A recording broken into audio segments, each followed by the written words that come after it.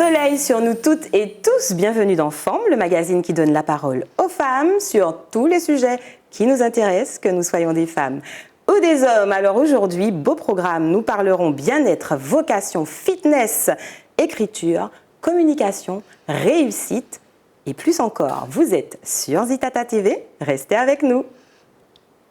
Femme, femme, femme, femme, femme, femme, femme, femme, femme,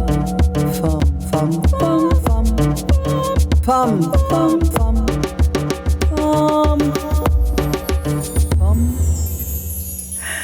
Alors aujourd'hui, j'ai à mes côtés deux nouvelles femmes inspirantes que j'ai vraiment beaucoup de plaisir à recevoir aujourd'hui. Alors l'une d'elles est une véritable boule d'énergie qui a fait du dépassement de soi l'une de ses spécialités. L'autre a l'art et la manière de communiquer. Bonjour mesdames. Bonjour Lauriane. Alors Malika Nestoré, comment ça va? Bien, bien. Alors Malika, est-ce que tu peux te présenter à celles et ceux qui nous regardent? Alors je me présente, Malika Nestoré, et je suis experte en communication depuis maintenant plus de 20 ans. Voilà. Plus de 20 ans? Plus de 20 ans. Non, attends, mais Malika, t'as quel âge? Ok, donc on reviendra sur ce parcours. Stéphanie Cotrébil. Oui, bonsoir Lauriane. Comment vas-tu? Ça va très très bien, merci. Mon Dieu, quel beau sourire. Oh, c'est gentil. Alors, pareil que pour Malika, est-ce que tu peux te présenter à celles et ceux qui nous regardent? Alors oui, Stéphanie Cotrébil-Fanchonne, experte en remise en forme et avec plus de 20 ans d'expérience aussi. Nous sommes jumelles d'expérience. C'est ce que j'allais dire. Oui. Jumelles d'expérience et jumelles de... On ne fait pas son âge, parce que... J'ai commencé très tôt, je pense que je ne suis pas seule. On va dire ça comme ça. Alors justement, experte en communication, Malika, oui. Tout cela a commencé comment? Tout cela a commencé très tôt. En fait, j'ai toujours, dès, je pense, le plus jeune âge, aimé organiser, faire des choses. Enfin, voilà, je pense que j'ai ça dans le sang, dans la famille aussi peut-être. Et donc, du coup, ça a commencé à l'école, en étant déléguée, en étant représentant des élèves, en étant à la maison des lycéens, etc. Un petit leader en puissance. C'est ça, c'est ça. Et puis après, quand il a fallu trouver un métier qui puisse correspondre à tout ça, la communication est arrivée tout naturellement, puisque je pense que c'était un peu intrinsèque. Et donc voilà, depuis le début, effectivement, j'ai commencé très tôt. D'accord. Et puis, je pense qu'on en reparlera, je me suis formée tout au long de ma vie pour oui, voilà, on en parlera longuement. Être là. Voilà. D'accord. Et toi, Stéphanie, experte en remise en forme, Exact. Comment tu en arrives à faire ce choix de carrière? Alors, ce choix de carrière, il est arrivé très très vite et très tôt, puisque tout a commencé à 14 ans. Oui. Lorsqu'à la limite de l'obésité, je m'occupais pas du tout de moi. C'était vraiment un terrain d'inquiétude pour ma maman. Et surtout que dans ma famille, on décède à cause de ça. Donc ce n'est pas rien. On connaît un petit peu les statistiques en Martinique, mais moi j'étais à milieu de penser que je me prédestinerais à ce milieu. J'en ai juste fait l'expérience pendant les grandes vacances où j'avais envie de bouger. Et je me suis inscrite dans une salle de remise en forme sans pour autant avoir d'attente particulière. Et au bout des premiers cours, je me suis tellement amusée, je me suis sentie tellement bien que j'ai cherché à en faire encore plus. Et de fil en aiguille, à la fin des grandes vacances, j'avais perdu 20 kilos. Ah oui, en 2 mois. Oui, donc pour quelqu'un qui était quand même à la limite de l'obésité, dans une situation de santé un peu tendancieuse, c'était génial parce que je me suis amusée pendant toutes les vacances et là je me suis dit mais ce serait vraiment chouette si tout le monde était au courant. Donc j'ai recherché l'information, c'est quoi ce métier-là, éducateur sportif, oui ça existe vraiment. Et c'est comme ça que dès 16 ans, j'ai fait ma première formation et j'avais en charge déjà des personnes dans une association qui était basée à Trinité. Wow. Et voilà, tout a commencé là. Donc une vocation précoce liée finalement à ton propre parcours. Et justement, je vérifiais les chiffres là, de l'INSEE. En 2019, l'INSEE établit qu'il y a 53% des 15 ans et plus en surpoids et 20% de personnes en état d'obésité. C'est énorme. Il faut savoir que nous sommes au-dessus des chiffres de la France hexagonale. Donc, tout à fait. On y reviendra de toute façon. Alors, justement, on va s'arrêter là, mais on revient juste après notre focus.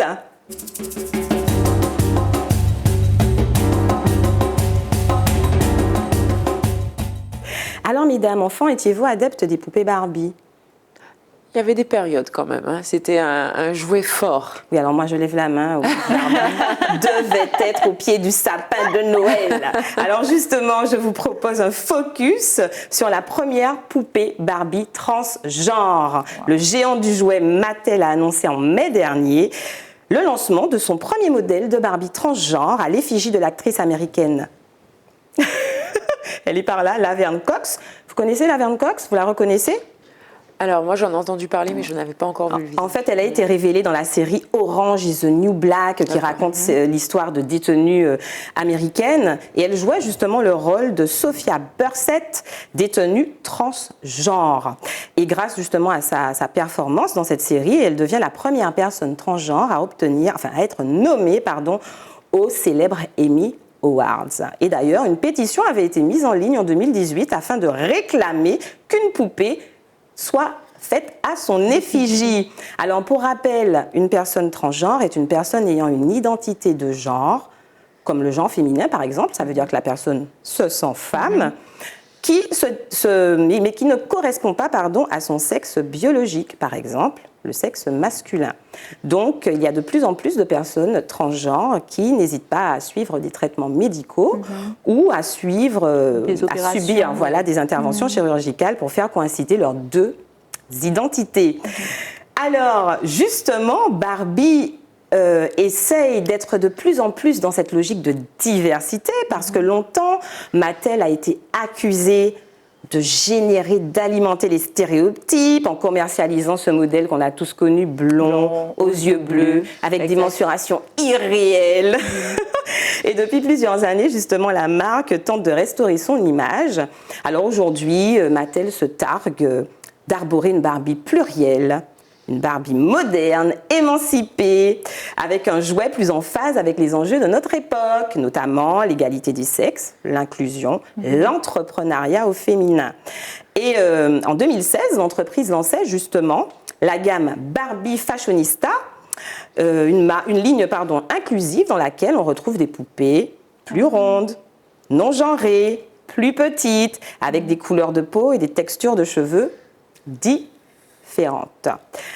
Alors justement, Barbie essaye depuis toutes ces années d'accroître la diversité dans toutes ses collections.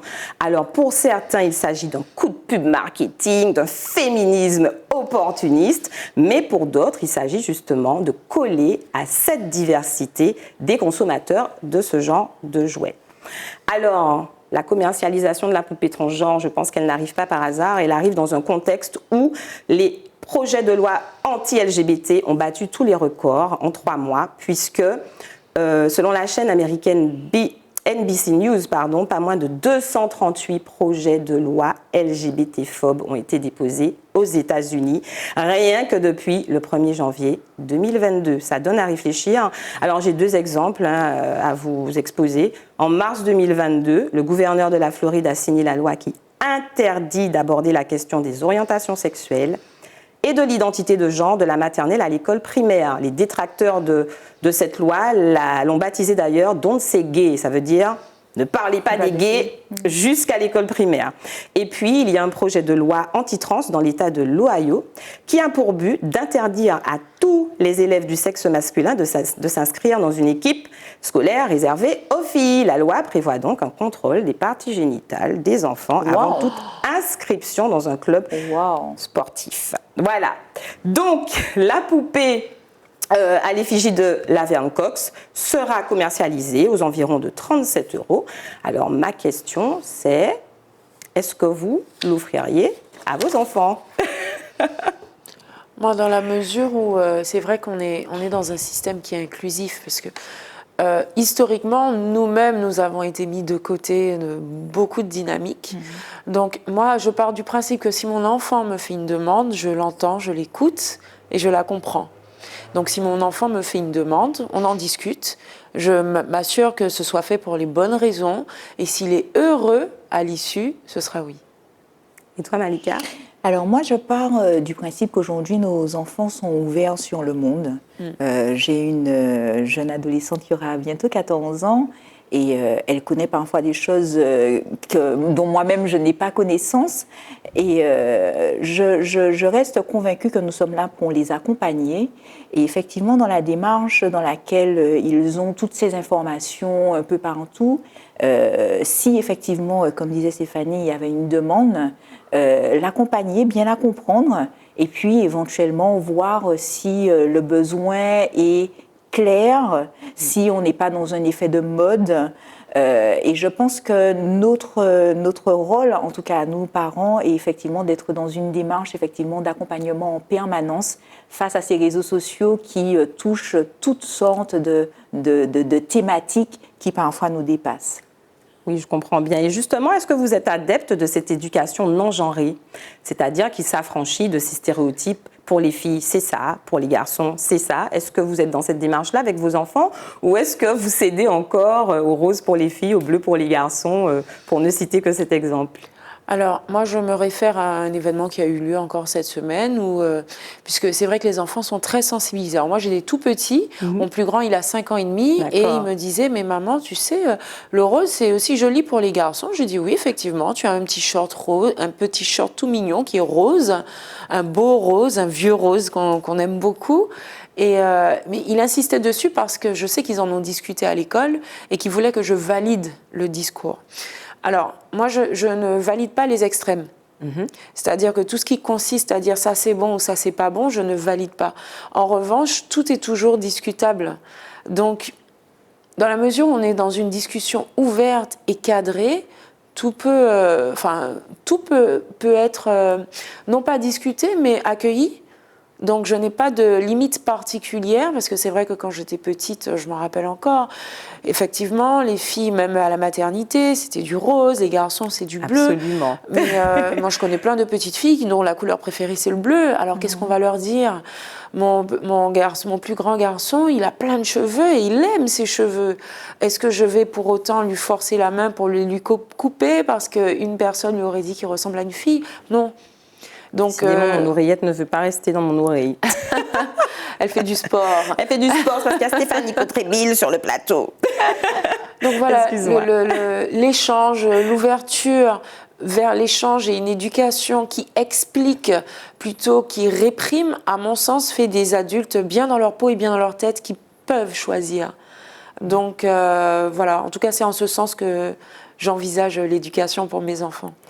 Et toi, Malika, là, je m'adresse à l'experte en communication. Est-ce que tu es justement sensible à tous ces clichés genrés qui sont véhiculés, notamment dans les médias, dans la presse? Est-ce que c'est quelque chose qui t'interpelle, qui t'agace parfois?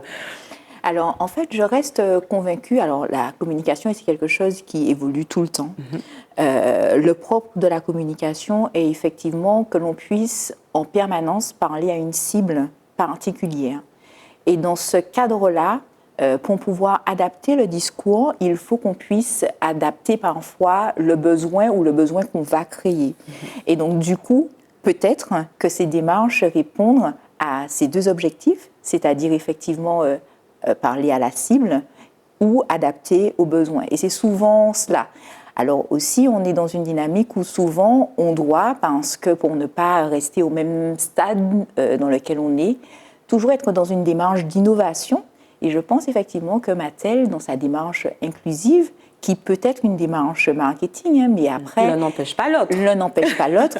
Et puis, je crois que nous, consommateurs, et là, je vais prendre ma casquette de consommateur, on a le loisir de choisir Absolument. d'acheter ou de ne pas acheter.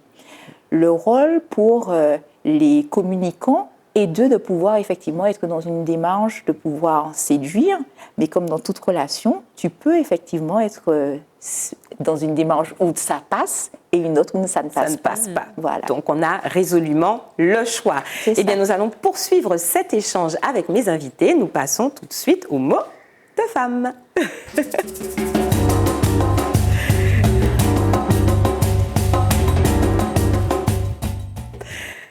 Alors, Stéphanie, oui. En naviguant sur ton site Internet, je vous invite à aller y faire un tour, le site de Stéphanie Cotrébil, j'ai pu lire que le fitness est rentré par la grande porte dans ta vie, tu en as un petit peu parlé au début, et que justement ça t'a donné envie d'ouvrir ta propre institution, Creative Academy.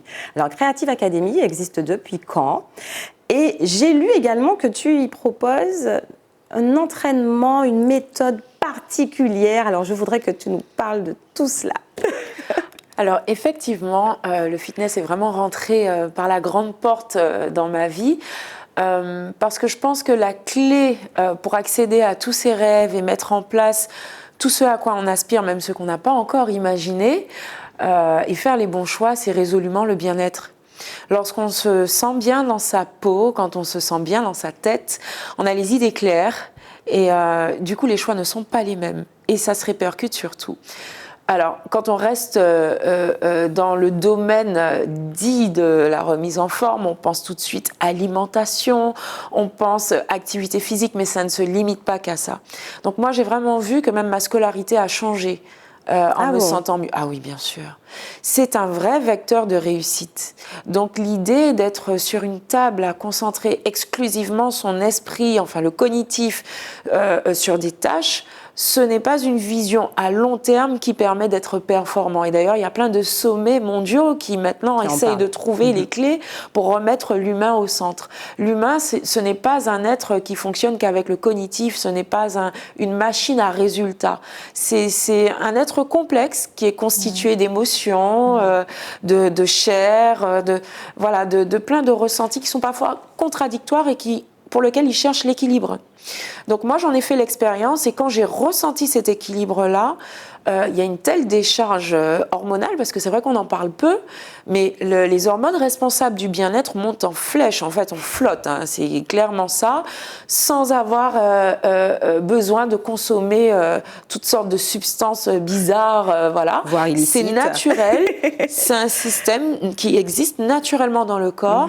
Et quand je l'ai ressenti, effectivement, je me suis dit qu'il était urgent que tout le monde le sache, parce que du coup, en filigrane, on voit tout ce que ça peut, toute la portée en tout cas de ce bien-être-là quand il est ressenti dès le plus jeune âge.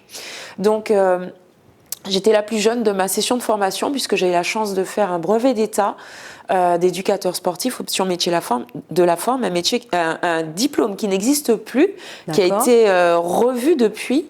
Donc je l'ai passé en 2006 et juste avant, donc on avait un tronc commun, c'était quand même assez costaud. Hein. Et j'étais la plus jeune, donc j'avais 18 ans quand j'ai commencé. Ah oui. Voilà. Et puis, il y a un temps d'attente. Donc, en 2006, j'avais plus 18 ans. Hein. En 2006, quand j'ai eu mon diplôme, j'avais quelques petites années de plus. Mais encore bien jeune. Voilà, mais encore bien jeune. Et faisant mes armes dans les salles de remise en forme, j'ai bien compris qu'il y avait quand même un problème. Donc, la personne qui vient, qui s'inscrit, mais qui ne revient plus. Et j'ai fait une étude de marché par rapport à ça. J'ai beaucoup questionné les gens pendant des années. Donc, au bout de 8 ans, c'était évident. Les réponses restaient les mêmes. C'est, je me suis inscrite, mais je suis un peu un numéro, je suis perdue. Donc, il y a l'élite qui est toujours à l'aise. Et puis, il y a monsieur et madame tout le monde qui ne sait pas trop si ça va marcher. Sauf qu'on remet à chaque coach les clés de son bien-être. Donc, c'est pas rien. Et ce sont des espoirs. Et à mon sens, il était temps de mettre en place une dynamique qui serait différente, qui fonctionnerait à l'inverse. Donc, on ne peut pas s'inscrire sans savoir ce qu'on vient faire. On se renseigne d'abord. Est-ce que ça colle? Est-ce que c'est vraiment ce que j'attends? Moi, c'est ce que je propose en tout cas comme expérience aux personnes qui veulent pousser les portes de Creative Academy. C'est d'abord savoir, mais est-ce que c'est ce qu'il me faut? Parce que quand on désire ce qu'on va faire, c'est pas la même expérience que lorsqu'on subit un petit peu une dynamique dont on n'a pas besoin. Les effets ne sont pas les mêmes. Les résultats sont complètement différents. Moi, je sais que pour des clients qui viennent et qui font les 2 premières semaines et qui prennent un plaisir fou, la dépense n'est pas la même. Et quelqu'un qui a des objectifs pour perdre un petit peu de poids, même si c'est pas l'objectif le plus important à mon sens, c'est en 2 semaines, la transformation est immédiate. Petit clin d'œil à l'une des clientes d'ailleurs qui est là depuis 2 semaines, qui m'a dit « mais c'est pas possible, j'ai perdu plus de 6 kilos ». Elle n'a pas compris. Elle n'a pas compris et c'était pas recherché. Elle n'imaginait pas que ça puisse être possible. On ne fait pas de chasse aux chiffres. Et d'ailleurs, je ne cherche pas à avoir des clients qui viennent parce que on m'a promis un chiffre. Si on vous promet des chiffres, c'est qu'il y a déjà du mensonge. Chaque être humain est unique. Et c'est pour cela que j'ai créé mon propre système d'entraînement qui s'appelle le Caribbean Fit. Donc je l'ai créé en 2008. J'ai créé ma structure en 2010. Donc c'était à cheval. Hein. Et en 2008, j'avais déjà compris que l'entraînement devait être une fête. Si c'est un rendez-vous privilégié avec soi-même et qu'il faut qu'on ait envie d'y revenir, il faut que ce soit une fête. On habite où? Dans la Caraïbe. Qu'est-ce qu'on a? Une super culture. C'est ouvert sur quoi? Le monde. D'accord. Donc on prend le meilleur de la culture afro-caribéenne, autant dans la musique que dans les mouvements. Donc ce sont des cours en musique. Hein. Ce sont des cours en musique. D'accord. La musique est mixée. D'ailleurs, j'en profite pour saluer DJ Killers, hein, qui fait toutes les bandes son. Tu t'es entourée de personnes. Oui, très compétentes et très intelligentes dans leur travail. Et du coup, lui qui sait si bien faire vivre les émotions de la musique, lorsque quelqu'un arrive dans un entraînement, prend plaisir à écouter déjà la musique. C'est trop tard. On a oublié qu'on est dans un entraînement qui est grimé en chorégraphie. Donc l'idée, c'était ça, c'est de pouvoir trouver le juste milieu entre un entraînement qui permet de brûler quand même jusqu'à 1000 calories. Hein. Ah c'est oui, pas quand rien. même. D'accord. Je comprends pourquoi la personne a perdu 6 kilos en 2 semaines. Hein. Oui. Mais basé sur le plaisir de la pratique. Oui, je ressens bien cette notion de bien-être qui est au cœur de ta méthode. Limite addictive, hein, pour pouvoir avoir fait les cours, c'est limite addictive. Alors justement, j'allais te poser la question parce que j'ai cru comprendre, Malika, que tu as perdu une vingtaine de kilos Oui. en quelques temps. Oui. Donc j'allais justement te demander si Creatives Academy était pour quelque chose. Donc tu es, j'ai envie de dire, un merveilleux faire-valoir. Alors, et pour toi-même d'ailleurs, d'abord, parce que je crois que ça commence d'abord par un engagement personnel. C'est ce que j'allais dire. Alors effectivement, je connais aussi Malika dans ce contexte-là, et je lui ai toujours dit, et c'est toujours le cas, qu'on a des valises de pouvoir et de force. Il faut juste en être conscient et puis se laisser le temps. Pas faire de course au résultat, et une fois qu'on est OK avec ça, ça décolle. Et elle a décollé à une vitesse phénoménale, donc on a enclenché certaines choses ensemble, mais le plus gros du travail, c'est elle qui a su à quel moment c'était le bon. C'était le bon. Et ça ne repose pas exclusivement sur l'activité physique. Ouais.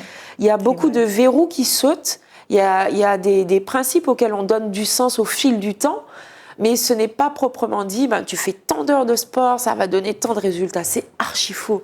Alors justement, j'aimerais avoir ton retour d'expérience, parce que là, c'est la coach fitness qui parle, mais moi, j'aimerais avoir ton regard à toi sur ce que propose Stéphanie. Alors, bien sûr, mon premier propos était de dire que ce que Stéphanie propose, c'est clairement addictif, c'est-à-dire qu'on fait du sport sans s'en rendre compte, avec plaisir, on répète chez soi parce qu'il y a des chorégraphies. D'accord. Donc, en plus, alors dernièrement, j'ai fait l'expérience avec ma fille, donc on se retrouve à la maison à faire les chorégraphies. Donc c'est intergénérationnel en plus. Oui. Et on a hâte de revenir au prochain rendez-vous pour pouvoir apprendre la suite de la chorégraphie. Enfin bon, c'est vraiment addictif. Mais pour revenir à ma perte de poids, en fait, il y a effectivement la partie, comme le disait Stéphanie, la partie sportive, mais il y a aussi la partie alimentation. Et donc, du coup, effectivement, j'ai beaucoup été accompagnée par Régine Rathenant, qui me suit encore aujourd'hui, qui est une diététicienne, en fait, qui notamment accompagne les sportifs. Et qui, du coup, alors il y a Régine, il y a Stéphanie, et puis il y a le sport que tu fais à la maison, donc tu marches, tu cours, et puis là aussi, quand tu commences à voir que tu perds, tu as envie de pouvoir perdre. Ça stimule davantage. Oui, tu as envie de pouvoir en perdre encore et encore, et donc c'est tombé à la période où effectivement je faisais mes allers-retours entre Paris et Fort-de-France, et j'ai pu au fur et à mesure perdre ces 20 kilos que j'avais pris au long de ces années. Mesdames, tout commence par la motivation, et puis ensuite on s'entoure des bonnes personnes, telles que Stéphanie Coutrébil, et c'est parti pour la transformation physique et psychologique, parce que c'est ce que j'entends. Hein. Les deux sont intimement liés. Oui, alors justement, tu viens de me tendre une perche toute trouvée. Malika, tu viens de nous parler de tes allers-retours incessants entre Paris et la Martinique, parce qu'aujourd'hui, tu es la chargée de communication du Parc naturel régional de Martinique depuis plusieurs années.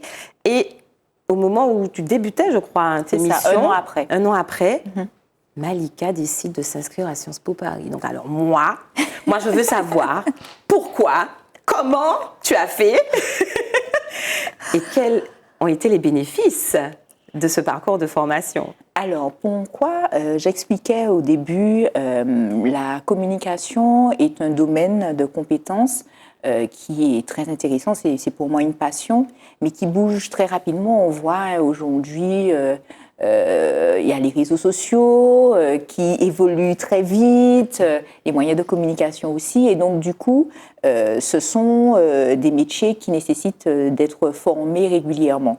Et après un certain nombre d'années dans ce domaine. Oui, parce que je le dis aussi pour celles et ceux qui nous regardent, tu étais aussi...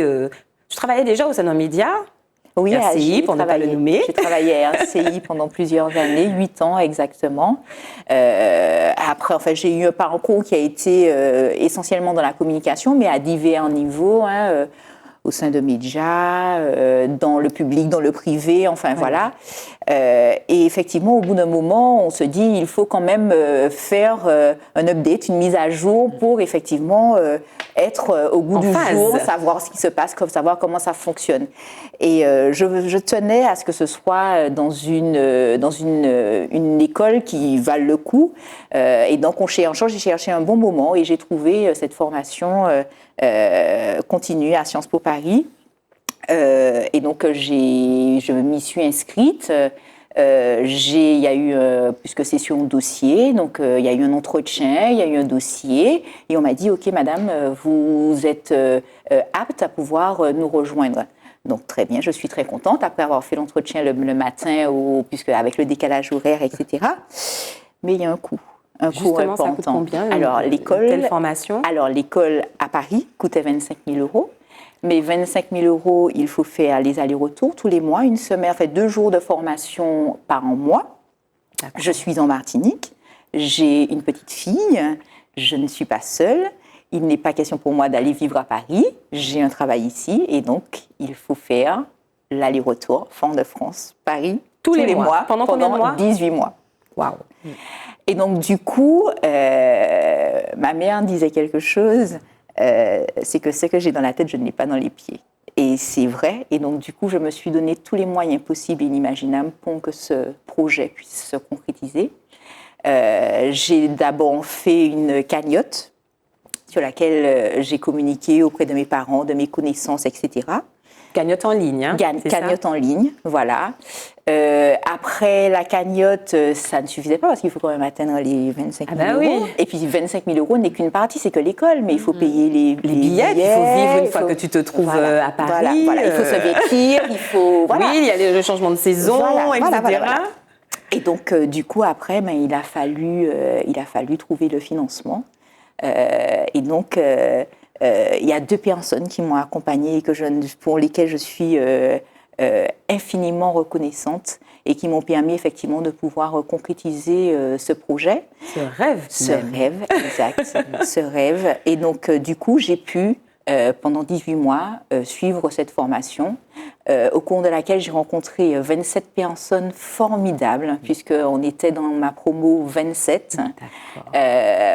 Au cours de cette formation, on a eu l'occasion de rencontrer des professionnels de la com, de la SNCF, du McDo, en fait, des gens que... Ah oui, donc tu as été mise en relation avec des gens professionnels d'horizons divers. Clairement. À des niveaux aussi... À des niveaux inimaginables, des gens qui travaillaient dans les ministères à Paris, à EDF, enfin bon, voilà. J'ai pu continuer à agrémenter mon réseau. Et puis, au cours de ce parcours, on a eu la chance aussi de pouvoir faire une Learning Expedition. Et cette année-là, c'était en Chine. Waouh. Donc, on est parti en Chine. Ça y est, je rêve. Et donc, on est parti en Chine où le principe était de pouvoir aller à la découverte des entreprises, qu'elles soient chinoises ou qu'elles soient françaises en Chine, pour voir quelles sont les méthodes de communication qui sont utilisées là-bas. Et là aussi, c'est une expérience exceptionnelle. Et puis, à l'issue de ces 18 mois, j'ai eu le bonheur de pouvoir effectivement partir avec ma fille, pouvoir récupérer mon diplôme. Oh là là là là. Quelle fierté pour elle. Quelle fierté. Mais pour nous deux Et en pour réalité. Toi, pour nous deux d'avoir en réalité. surmonté tous ces obstacles. Exactement, exactement. Et du coup, à l'issue de cela, je suis très fière de pouvoir avoir vécu cette expérience, avoir rencontré ces gens exceptionnels, être dans ce réseau, puisque c'est un réseau de Sciences Po, on dit Sciences Po Forever en termes de hashtag, et avec des gens avec lesquels je suis toujours en contact, qu'ils soient de ma promo, qu'ils soient des promos d'avant, qu'ils soient de l'école, et donc j'ai régulièrement en contact. Voilà. Et quel est le diplôme alors qui t'a été délivré ou la certification? Alors, j'ai un master, d'accord, de communication digitale et médias qui représente aujourd'hui un bac plus 6. Moi, je crois qu'on peut applaudir. Vraiment. J'ai déjà beaucoup applaudi. Oui, j'applaudis parce que cette volonté dont il faut faire preuve pour pouvoir se relancer dans un parcours de formation en étant maman, en étant poste, sans demander de disponibilité, etc. C'est vraiment C'est vrai que ce n'était pas admirable. simple parce qu'il fallait travailler en même temps, effectivement. Assumer ses missions au quotidien. Exact. Eh bien, je vous dis, femme, voilà, l'inspiration est là. Alors, je reviens à toi, Stéphanie. Justement, on parle de conviction, de détermination. Eh bien, tu es aussi une femme de conviction et de détermination. Tu nous l'as déjà prouvé avec cette ouverture de Creatives Academy, mais tu ne t'es pas arrêtée en si bon chemin. Ne voilà-t-il pas qu'au moment où nous sommes confinés, Madame Cotréville se lance dans l'écriture d'un livre. L'écriture d'un livre dont le titre est absolument inspirant lui aussi. Vas-y, prends soin de toi. Alors moi j'adore, en plus la dame est en ensemble jaune soleil au pied de la tour Lumina sur la couverture du livre. Vous savez à quel point le jaune m'est cher, n'est-ce pas? Donc, qu'est-ce qui te donne envie d'écrire ce livre? Alors je comprends bien que tu es toujours dans cette logique de transmission, mais qu'est-ce qui te donne envie de sauter le pas de cette transmission au sein de la Creatives Academy et qui te donne envie d'aller plus loin dans un livre où tu vas coucher, voilà, par écrit, un certain nombre de conseils, je crois, à l'endroit des femmes et des gens d'une façon générale. Oui, tout à fait. Alors, merci pour cette belle question. C'est vrai que, entre-temps, après avoir créé mon concept Caribbean Fit, j'ai eu la chance de pouvoir l'exporter. Donc, j'ai beaucoup voyagé avec, en Amérique latine, notamment au Venezuela, à New York, dans la Caraïbe en général, et puis dans l'Hexagone. Et ce qui ressortait à chaque fois à l'extérieur comme ici, c'est... Mais on n'a jamais entendu ce discours-là, on ne l'a jamais vécu de cette façon-là. Et je me rendais bien compte qu'il y avait quelque chose de singulier dans mon approche. Mais syndrome de l'imposteur, je dis non, mais non, c'est comme tout le monde. Voilà, je n'ai rien de spécial. Je n'ai jamais rien fait comme tout le monde depuis que je suis toute petite, mais une volonté de rentrer dans les rangs et de dire mais non, mais tout le monde fait ça, mais non. Jusqu'à ce que je me rende vraiment compte par rapport aux résultats que j'obtenais et aux heures que je passe en discutant avec mes clients, hors des cours, après les cours, les personnes qui sont à distance, pendant les voyages ou complètement hors cadre, même dans le cadre personnel, je me suis dit mais ça fait quand même beaucoup d'heures à parler de la même chose. Bon, ça m'embête un petit peu de parler que de mon boulot tout le temps. Comment je pourrais faire? Et j'ai toujours été passionnée de littérature, d'écriture. J'ai fait un cursus littéraire au lycée. Et j'ai toujours écrit, j'avais même réussi à transformer la journée de la philo en une journée d'écriture philosophique. Bref, mes profs me suivaient toujours dans ce genre de délire. C'est lors d'une discussion avec un ami qui n'est pas des moindres, Fola Gadet, Steve Gadet. Oui. On salue. Qui a été mon premier professeur d'écriture, qui m'a dit « Stéphanie, tu t'exprimes super bien. Pourquoi tu cherches des complications? Ton livre, il va naître, c'est ton bébé. Bon, ce ne sera pas ton premier, mais c'est ton bébé. Et tu as le verbe facile, écrit comme tu parles. » Et c'était pour moi le coup de pied aux fesses qu'il me fallait pour passer à l'action, parce que des écrits, j'en avais beaucoup. Et je me suis dit, voilà, c'est pour les gens, je me cachais à ça. C'est pour les gens. Non, mais pour moi aussi, en fait. C'est important de pouvoir avoir plusieurs supports pour faire passer ce message-là. et puis pour ouvrir mes ailes, parce que pendant de nombreuses années, j'ai été un petit peu fermée dans ma structure. Donc on me connaît à travers ce champ d'action-là, mais mon champ d'action est beaucoup plus vaste que ça. Et il y a un moment où l'arroseur est arrosé. Donc quand ça devient caricatural, je pense que c'est plus que le moment pour passer à l'action. Donc effectivement, le confinement a été un temps de grande qualité pour pouvoir sortir des tiroirs tout ce que j'avais en tête. Notamment l'écriture de ce livre, alors qu'il n'est pas encore sorti parce qu'on attend que toutes les périodes politiques, etc. passent, que les vacances passent et que les gens soient dans une période de renouvellement où ils accueillent ce genre de projet. Donc c'est pour bientôt. J'ai déjà donné des indices par rapport à la période, renouvellement, recommencement. Oui, et j'ai même vu que sur ton site, tu promets de proposer un kit de survie. Exact. Pour toujours avoir un rappel quand tu ne sais plus quoi faire et t'en sortir de mieux en mieux. Alors moi, j'ai vraiment hâte, hein, parce que la couverture donne envie. Là, c'est du teasing aux petits oignons. Hein. Vraiment, et je t'en félicite. Effectivement, montrer, donner à voir qu'on peut avoir des champs d'action divers et ne surtout pas se limiter. Il n'y a pas de limite. Si je peux quand même dire quelque chose par rapport à Stéphanie. Je t'en prie. Malgré tout, on est sur un fil conducteur toujours présent, en fait. C'est-à-dire qu'on a l'impression qu'elle fait plein de choses différentes, mais en réalité, c'est la ligne, le fil rouge est toujours présent. Le même. Voilà, c'est juste, comment pourrait-on dire, les canaux qui changent. Exactement. Les canaux de communication. C'est ça. Bon, alors moi, je ne sais pas, mon oreillette ne veut pas rester là, mais enfin, on va faire avec. Alors, justement, je reviens à toi, Malika. J'ai annoncé au début d'émission que nous parlerions détermination également. Tu nous as expliqué que tu as eu un parcours professionnel assez riche. Je crois que tu as commencé à travailler très tôt. À 18 ans. Dès après le bac. Exact, c'est voilà. ça. Mais que cela ne t'a pas empêché justement de toujours chercher à me former. Te former. Exact. Acquérir une expertise toujours plus grande avec cette dernière expérience à Sciences Po. Exact. Or, tu aurais pu choisir une toute autre voie. Enfin, je suis déjà émue, j'en perds mon latin. J'espère que je n'avais pas pleuré. Parce qu'effectivement, très jeune, tu surmontes 2 drames familiaux, coup sur coup. Exact. Et quand j'ai lu ta biographie, je me suis dit, waouh, elle aurait pu s'effondrer, elle aurait pu choisir tellement d'autres voies, parce que c'est aussi une des possibilités, c'est la résilience ou l'effondrement, souvent. Et tu as choisi la résilience. Ah, ça y est. Faut pas qu'on pleure. Ah non, moi, je ne veux pas faire pleurer mes invités. Mais ce sont des larmes de joie, je suppose. Oui, parce qu'en fait, effectivement, j'ai choisi la résilience et elle est venue à moi simplement.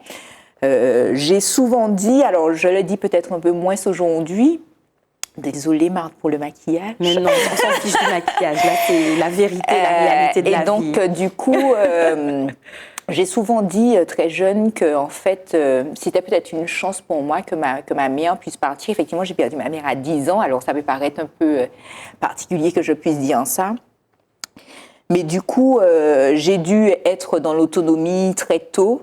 J'ai dû me battre très tôt pour pouvoir être la femme que je suis aujourd'hui. Et donc, c'est d'ailleurs l'éducation que je donne à ma fille, qu'il faut être autonome, je crois qu'elle a bien saisi, elle suit bien. Et donc, c'est vrai que j'ai perdu ma mère à 10 ans. Ensuite, je vivais avec ma grand-mère que j'ai perdue tout de suite après. Et donc, du coup, j'ai fait le choix de me battre jusqu'à ce que je devienne celle que je suis aujourd'hui. Donc, effectivement, très tôt, j'ai travaillé. Et puis parce que ma mère avait, je pense, laissé quelques personnes sur mon chemin pour qu'elle puisse prendre le relais, qui m'ont invité vivement à pouvoir me former, et donc ce que j'ai continué par la suite. Et du coup, il a fallu faire face. Mais justement, ma question, c'est comment on fait face quand on a 10 ans Je crois qu'on ne se pose pas de questions. Je crois qu'on vit, qu'on fait tout ce qu'il y a à faire. Et c'est pour ça que je disais au départ ça. Et puis après, quand on devient maman, et que parfois on aurait voulu aimer avoir des conseils de maman pour savoir comment faire ou autre. Là, on commence à ressentir de plus en plus le manque.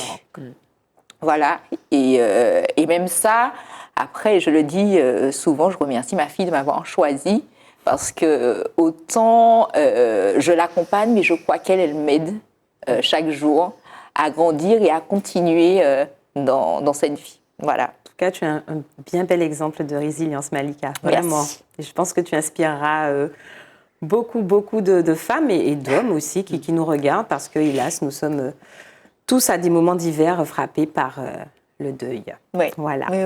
Oui, en plus, c'était des deuils, puisque bon, et là, je vais faire un petit clin d'œil aux Amazones. C'était des deuils qui étaient liés au cancer. Ah oui. Et c'est vrai qu'ici, sur les Antilles, nous sommes nombreux à être dans cette dynamique Absolument. Exactement. Je crois qu'il n'y a pas une famille aujourd'hui qui n'est pas épargnée par ce touchée. fléau. Exactement. Donc, un petit coucou aux Amazones et à Alexandra Arnay en l'occurrence. Voilà. Absolument, ainsi qu'à Isabelle Baron que nous avons reçue ici il n'y a pas très longtemps. Exact. Oui. Et B, mon Dieu, je touche même le micro tellement je suis émue. Mais bon, tout ça, c'est la vie, et c'est beau de donner à voir une vie qui continue malgré tout. Alors Stéphanie, justement. Je reprends mon souffle. Tu reprends ton souffle, toi aussi tu es touchée. Hein. Oui. Je comprends. Et alors, je reviens à toi. Et là, on vient de parler des cancers, mais d'une façon générale, il y a 55% de personnes qui, selon l'INSEE, se déclarent en bonne santé. Seulement 55% des Martiniquais, contre 71% en France hexagonale. Moi, c'est un chiffre qui m'a fait bondir. Parce qu'il est vrai que chez nous, un quart des Martiniquais déclarent de l'hypertension artérielle. Diabète. Voilà, les diabétiques. La part des diabétiques est 2 fois plus élevée qu'en France hexagonale. Est-ce que ce sont des paramètres dont, j'imagine, dont tu tiens compte dans les entraînements que tu proposes, dans les parcours de remise en forme que tu proposes? Est-ce que ça fait partie intégrante de la manière dont tu conçois justement ces entraînements? Alors, c'est une question fondamentale pour un éducateur sportif. Normalement, sa mission, c'est justement, en tout cas l'expert, sa mission, c'est de partir de l'individu et de l'optimiser, en fait, à tout point de vue. Donc, pour moi, qui était touchée, mes parents sont les derniers d'une fratrie très importante des deux côtés. Ils étaient les plus jeunes et donc j'ai vu beaucoup de vies défiler, beaucoup de vies défiler, et toujours pour les mêmes questions. Et ce sont les deux seuls de ma famille qui n'ont eu ni diabète, ni ils n'ont pas été sujets à l'hypertension. Donc je me sentais un petit peu sur une corde raide quand même, hein, et avec cette réalité-là de me dire mais qu'est-ce que je peux faire? Donc très tôt. Effectivement, tout à l'heure, tu parlais des chiffres, où maintenant, c'est quasiment 1 personne sur 2 qui est dans une situation compliquée de santé. C'est ça. Quand j'ai fait ma formation, on était à 1 sur 8, 1 sur 6, 1 sur 8, et ça me catastrophait déjà. Le thème de mon mémoire en formation, c'était ça. D'accord. Fitness, obésité, hypertension, diabète, quelles sont les réponses? Quelles réponses, quelles nouvelles pistes à apporter? Donc, moi, je me sens très concernée à chaque fois et je fais un petit clin d'œil aux merveilleuses personnes que je croise qui se reconnaîtront, puisque la discrétion est de mise souvent, qui viennent au cours et qui ont des maladies graves parfois, et qui comptent, parce que maintenant, le sport est sous ordonnance pour les maladies les plus graves. D'ailleurs, fortement recommandé pour lutter contre les cancers, notamment, entre autres. Hein. Exactement. Et c'est quelque chose que je vis au quotidien. Donc là, c'est ma casquette de formatrice qui prend le relais en disant à toutes les personnes qui négligent les formations, attention, vous avez la vie des gens entre les mains. D'accord ? C'est ça. Que Internet, ok, c'est quelque chose, d'accord. Tout le monde a l'impression qu'on peut être coach. Oui, parce qu'on a plein d'applications en plus aujourd'hui. Où on a le sentiment qu'on peut rentrer dans un parcours de remise en forme presque tout seul, sans garde-fou. C'est extrêmement important, surtout quand on a des pathologies. Oui, puis on suit qui ? Parce que lorsqu'on voit que, ne serait-ce qu'au niveau national, les personnes qui sont les plus suivies sont à la base des maquilleuses, je n'ai rien contre le changement de formation, mais il y en a une en particulier au niveau national qui est maquilleuse de formation, qui n'a pas de formation dans la remise en forme. Je vois tout à fait de qui tu parles. D'accord. Et qui a des millions de followers, qui font des millions de bêtises. Ça pose question. Ça pose question sans créer de jalousie particulière, mais le résultat, c'est quoi? Est-ce qu'il y a une transformation? Est-ce qu'il y a des blessures à la maison? Est-ce que c'est vraiment opportun? Est-ce que du coup la personne abandonne son projet de bien-être ou reste dedans? Donc ce sont des questions fondamentales et à mon sens, y répondre de façon très claire et efficace, c'est urgent et important. Voilà, c'est vraiment urgent et important. Donc oui, ça fait partie intégrante, sans gravité, parce qu'on ne va pas pointer le doigt. Alors toi, comme tu es malade, eh ben non. On ne peut pas mettre d'étiquette. Et c'est justement ce qui est très motivant, parce que quand quelqu'un décide de témoigner de sa situation personnelle et qu'on se rend compte de ce qui se passe derrière, on se dit « Ah oui, quand même. Ah, donc si elle peut le faire, moi aussi. » Donc c'est pour tout le monde. Il n'y a pas d'étiquette, il n'y a pas de sexe, il n'y a pas de conditions. Au bien-être, c'est pas quand je serai mieux, quand j'aurai perdu un petit peu plus. Et d'ailleurs, le sport n'est pas fait pour les personnes qui ont du poids à perdre. Il est fait pour tout le monde. Quelle que soit la morphologie qu'on a, quel que soit son vécu, je rappelle quand même que les grands directeurs PDG de multinationales, que ce soit des femmes ou des hommes, la première des choses qu'ils font, c'est prendre du temps pour méditer ou prier, ça dépend de leurs aspirations, et la routine sportive après. Absolument. Donc ça a du sens. Absolument. Voilà. Alors comme toujours, voilà, le temps file. Je ne comprends pas, mais bon, quand c'est intéressant, voilà, même l'oreiller de fil, on la laisse filer. Nous arrivons déjà à l'une des questions importantes que nous posons à nos invités dans cette émission. Mesdames, quel est l'homme qui vous a le plus inspiré au cours de votre vie? Je vais commencer par Malika. Waouh. Alors là, quel est l'homme? Un petit temps de réflexion. Ah oui, clairement, clairement. Je passe la parole à Stéphanie. Le temps que j'avais réfléchi. Elle t'a refilé le bébé, allez. Ah oui, mais là, j'ouvrais grand les yeux, je me disais, tiens, super, Malika a la parole, donc je vais m'en sortir, j'aurai quelques secondes pour réagir. Waouh, ah si, quand même. Si. Mon grand-père maternel, que je n'ai jamais connu, parce que malheureusement, il est parti faire la guerre et qu'il est décédé quand ma maman avait 3 ans. Et je me rends compte que de lui, je tiens beaucoup. Donc, sans avoir à réfléchir, j'ai donné à mon premier fils son prénom, Timothée. Il était écrivain public. Écrivain public, c'est-à-dire? Oui, c'est-à-dire que pour toutes les personnes qui n'arrivaient pas à écrire, c'est lui qui avait, qui faisait la démarche. Quoi. Exactement. Voilà. Et il avait vraiment cette passion du verbe, de l'écriture, de l'écoute, enfin de tout ce que j'ai pu comprendre de lui.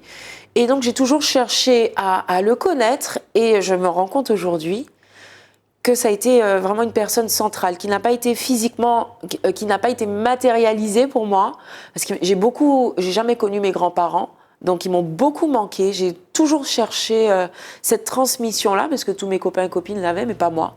Et comme mes parents m'ont eu tard par rapport à tout le monde, ben, je pense que je me suis rapprochée de lui et aujourd'hui je donne beaucoup de sens à ça. Donc c'est imperceptible, c'est une inspiration particulière. Ça se ressent. Ouais. Je le vois dans tes yeux quand tu parles de lui. Alors Malika, quel est cet homme? Alors, je parlerai de mon père qui a pris le relais après ma grand-mère et qui, du coup, a dû nous accompagner, mon frère et moi, de façon parfois un peu maladroite, parce qu'il était tout seul à devoir faire face. Et je pense à lui parce que je pense qu'on s'est rapprochés dernièrement face à la maladie qu'il a dû affronter. Et je lui ai dit, papa, allez, je t'embarque, on part à Paris, on va se faire soigner, où il est encore. Et du coup, je lui fais un grand salut. Voilà. Très bien. Eh bien, écoutez, nous sommes déjà à la fin de cette émission. Place au mot de la forme, au mot de la fin.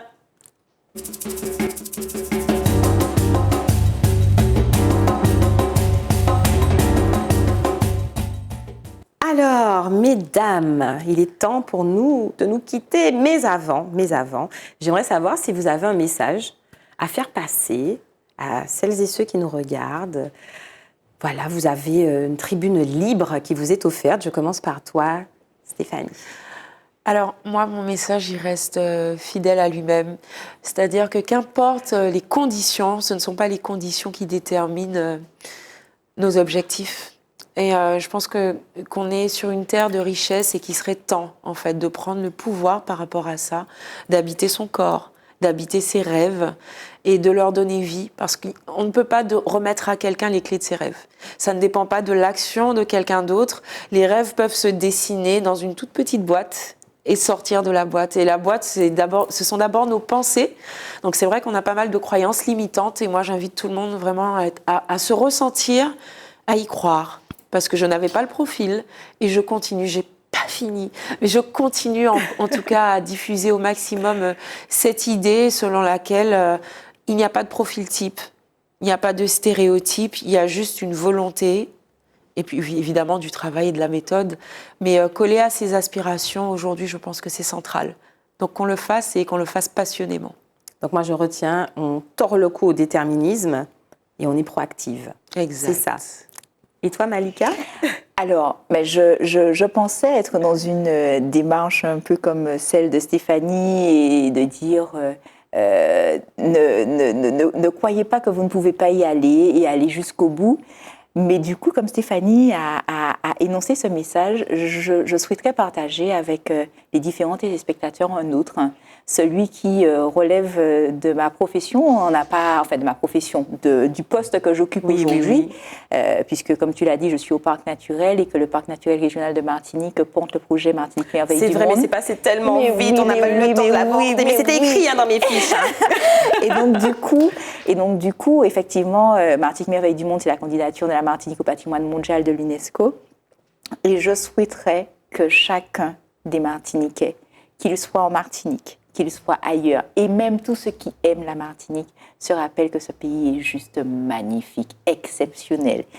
Et je souhaite que chacun de nous puisse être effectivement un ambassadeur de cette candidature et de cette Martinique, en réalité, qui est pour moi une merveille du monde à tous les niveaux, au niveau de ses paysages, au niveau de ses plages, au niveau de ses forêts, au niveau de ses volcans.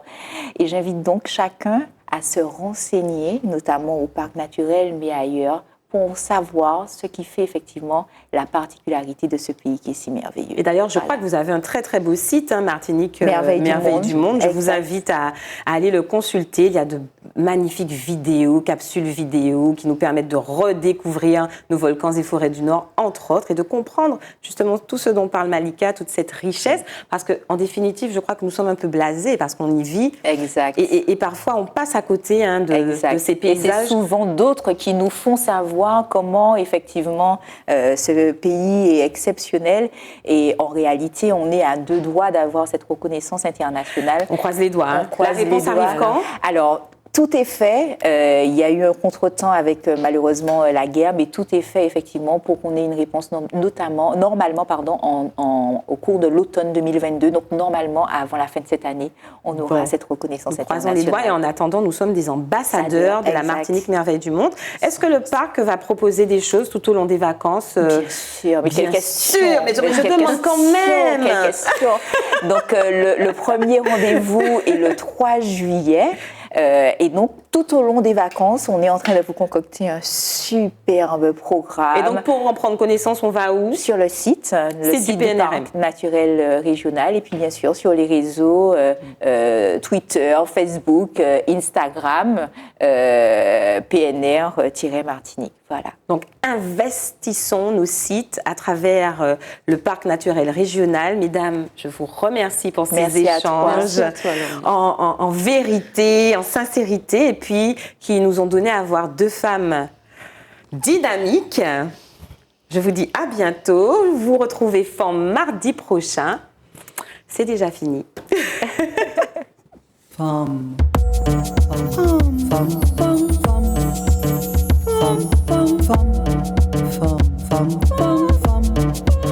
Femme.